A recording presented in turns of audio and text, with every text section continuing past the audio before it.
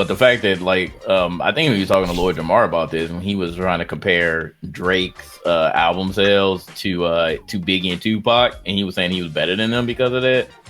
I was like, bro, what do you want? Like, what are you smoking? Like, we're talking about actual numbers. Like, that dude's a culture vulture, though. Yeah, man. He just latch on to whatever's hot right now, and then try. Then he love to throw the fact that I was just texting with Pete Rock.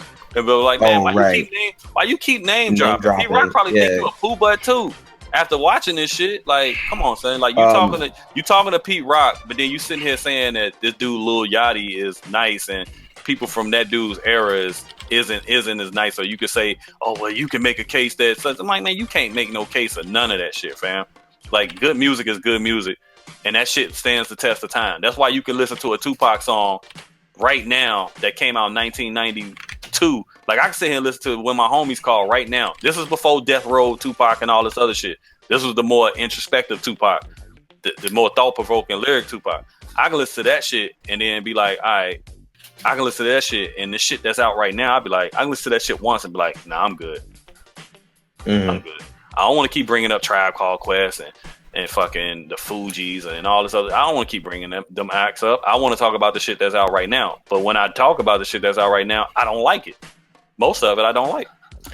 Also, going into the whole education aspect, failed people to the point that they feel like they have to be rappers. To some, I mean, I'll say to some degree I agree, but or I disagree. But it's like when you think about it, as a black guy with dreads and tattoos, I think, even though I'm well qualified for certain things, it's just that I'm well qualified for some things. It's like, I never in my entire life, not once, did I think I would be able to make it into corporate America.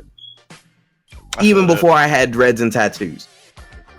Like, not one time was like, I was like, oh yeah, I can grab my foot. Well, that's blah blah blah, or CEO blah blah blah, and that goes into like white supremacy, and that's what I'm talking about. With, I don't think it's necessarily just rapping. I think niggas feel like I got to do something to be able to make. It's a deep pain, and like that's a whole different conversation. But at the same time, it's like it's fine that you feel like you can't get into corporate America, because I always said in high school, I was like, I don't know what I'm gonna do, but I was like, I know I ain't wearing no suit and tie. And it's like you start to get older, you start to figure out what you want to do, and it's like you don't necessarily have to work for corporate America. You create your own corporate. Let's say like I feel like, why can't niggas be like, okay, well, I got all these tattoos, let me try becoming a tattoo artist and opening up my own shop. Especially for people who live like in rural America, where we're online, we looking at these prices, it's cheap as fuck comparing to living in a DC or a Chicago or a Florida. Like it's way cheaper, and it's like, I just don't understand the mind frame of not wanting to own your own piece of land. Right. It's like obviously what you like. So like, wouldn't you be happy doing something that you actually like, rather than you're wanting to fit in within another genre? Of course. And it doesn't. You don't have to have a brick and mortar from the beginning. Like, you can start off by learning from somebody who's actually a tattoo artist, and if you got to do some grimy shit, long as you practicing clean. You know what I'm saying? You could do it. It's like how niggas be cutting hair out their damn garage or they house or whatever. You start small and move your way up when you make some money. I just don't understand. Like, it's word of mouth. People, it's a motivation. Exactly. Yeah, people got to start getting their own. I feel like we got to start owning our own shit. That's really what it comes down to. That's why you got 17, nigga. Exactly. No, but I completely agree. I feel like but that's all you hear about. And what's the easiest thing to do? Play sports, rap, or like you either acting, rapping, or playing sports. What's the easiest out of the three, boy?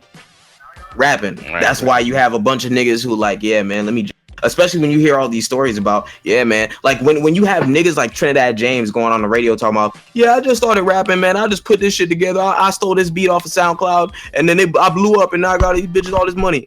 Niggas are like, damn, that sounds real easy, boy. Let me just go ahead and pay $30, or let me just go ahead and get this shitty ass mic, hop in the booth one time, drop something on. But that goes back to your parents or whoever is your mentor, or maybe you don't even have a mentor. Whoever's your influence in life has failed you. Because the thing about, like, look at Trinidad James now, he's not really doing anything. It's like Flock said, 2 to 5 years from now, those rappers are going to be irrelevant. The check's going to stop flowing in, and you're going to be right back in the hood where you started. And to be honest, if you ask me, it's even worse if you had it, then you lost it, and you back with the niggas again.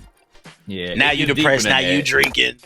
Yeah, it definitely get deeper there, but it goes to the root of what you said. A lot of people don't have mentors and influences.